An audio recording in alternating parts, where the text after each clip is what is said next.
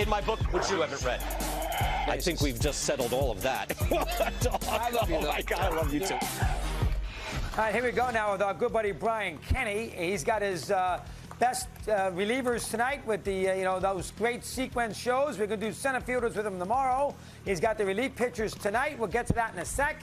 It's very difficult to classify these relief pitchers, but the first thing we want to do is Correa, who ends up, running back to Minnesota for $200 million guaranteed when the Mets and Giants say no. Thoughts there, Brian, on the Correa saga? Let me hear your thoughts. Go Dog, ahead. you tell me. No, I know you have a firm grasp of the history of the game, especially in the free agent era.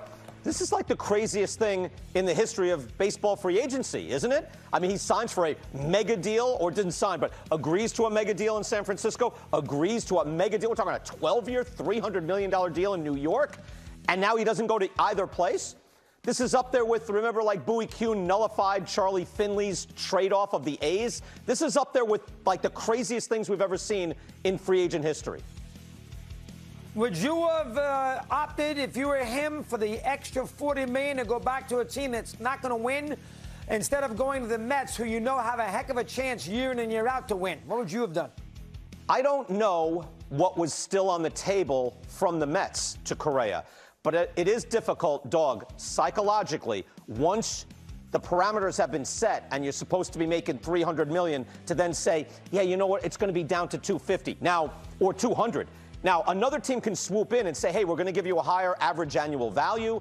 It's going to be good money. We respect you. But that deal had soured. Like, if the Mets, they can't put that number out, and they didn't, but I'm saying it got out. You can't have the number out and then accept something much lower. You have egg on your face. Psychologically, he couldn't do it. Now, the guy is worth it, and I thought all along, I'd said this morning, I was planning on talking to you about this today. This whole thing about, hey, we worry about your ankle 12 years from now. Dog, I worry about everything 12 years from now, sure. How about do a 6-year deal, maximize the value, give you a higher AAV, and sign him up? This is good for baseball. This is good for the Twins. And the Mets were not maximizing this player. They already have a shortstop for 10 years, Francisco Lindor. To get a guy and stick him over at third base in shades of A-Rod with Jeter, it's not maximizing the player's value. The only problem with your argument about egg on your face, doesn't he have a little egg on his face going back to Minnesota, who, number one, offered him $285 before the whole scenario began, ends up getting $200, and he's back on a team that he told everybody he wanted to leave. So isn't that egg on your face, too? A little bit, but still, you come in fresh to the negotiation, and he has to feel a little better about it. I'm surprised. Look, I thought, Dog, I love this player. I don't know. I'm not looking at his medical reports. I don't know how bad that ankle is. But he played a full season last year. He missed a little time, but he played. So I think this is a 28-year-old shortstop. 2 years ago, he led all of baseball in shortstop defensive runs saved.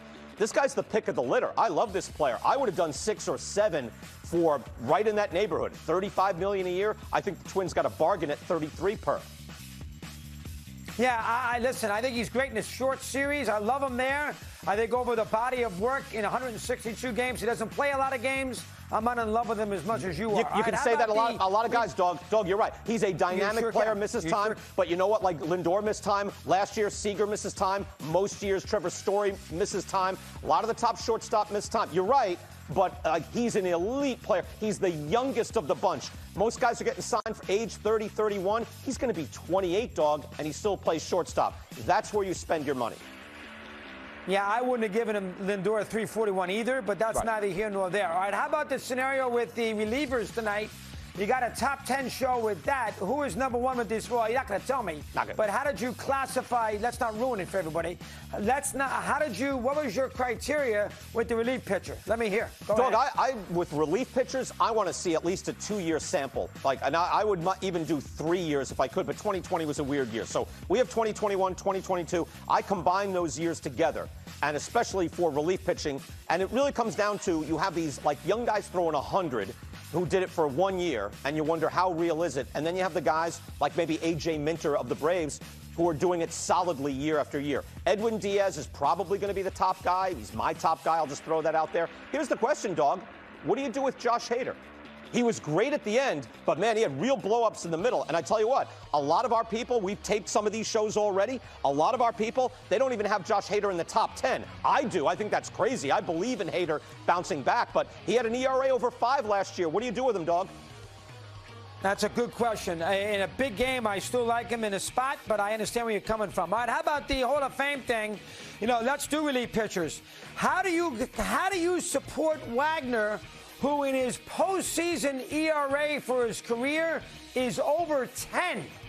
You can't support a guy in that position as a relief pitcher, where his ERA in postseason play is in 4 digits. What's the matter with you? You're better than that. Let me hear. Doggy, you're right in that I wish his postseason numbers were better.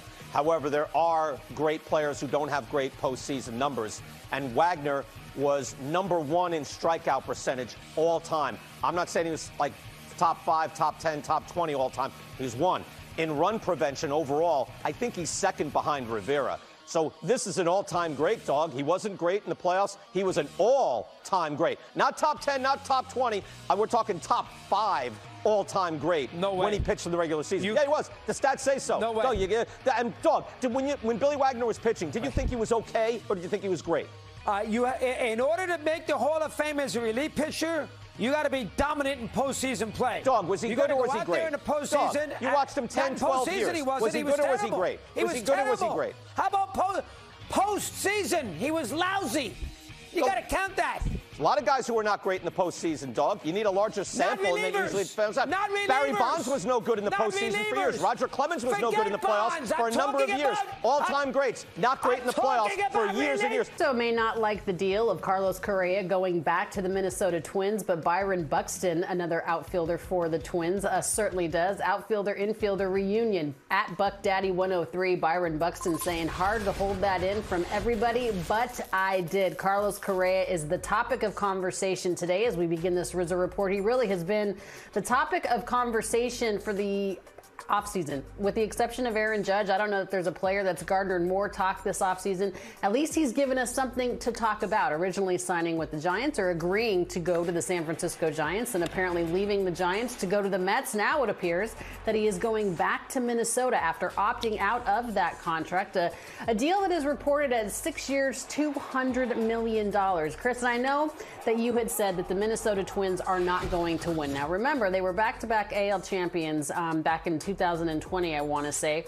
Maybe they don't have the lineup or the rotation to get back to the postseason, but it's not as if they haven't been there recently. 2020 was the last time they made the postseason. You had mentioned they lost 18 straight postseason games, but you had also mentioned that the San Francisco Giants are going to win a World Series championship again in the next decade. May I remind you, though, my friend, they won in 10, 12, and 14. Prior to that, though, the San Francisco Giants hadn't won a World Series since 1954, or the Giants had not won a World Series since 54. So, while the Minnesota Twins may not be the New York Mets, never is a very long time, and who's to say that over the course of time things don't change and Minnesota has an opportunity. The thing about baseball is it's 162 games over the course of a season. You need all players playing above their talent level to get to that point. And we were going to talk about it today before this Carlos Correa news broke, that's why we have not had a back-to-back World Series champion in quite some time. It's because it's a long season. It takes all 26 men on the roster playing above their skis, basically, to get the job done. Carlos Correa looks like he's going back to Minnesota. I'm okay with it. It is a weird deal, a very, very, very strange free agency period for him, but it is what it is. Now you have to make the best of it. Well, there's two things. Number one, the Giants 2 years ago won 107 games and got bad luck because they drew the Dodgers, who wore each other out in that 5-game series. The Giants, listen, in 2016, they almost beat the Cubs. I mean, the Giants are a big-time team that has a big payroll. They can win. Minnesota, right, but even if he did go to the Giants, hang on, even if he did go to the Giants, you said that this guy is not a player that puts people in seats. Even if he were to go to the Giants, he's not Buster Posey, he's not Madison Bumgarner. Right. I don't know that just putting Carlos Correa on that roster is going to make them win a World Series championship before the Twins do. But the big argument was the Mets, not the Giants. The Giants should never have signed Correa. He's not going to help them win.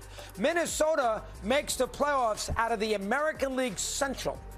All right, mid-market capital of the world. Those teams aren't great teams.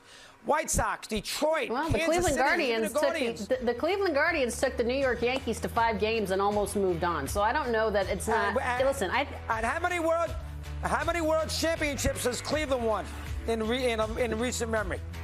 Not as many as the Yankees, but the Yankees haven't won since 2009.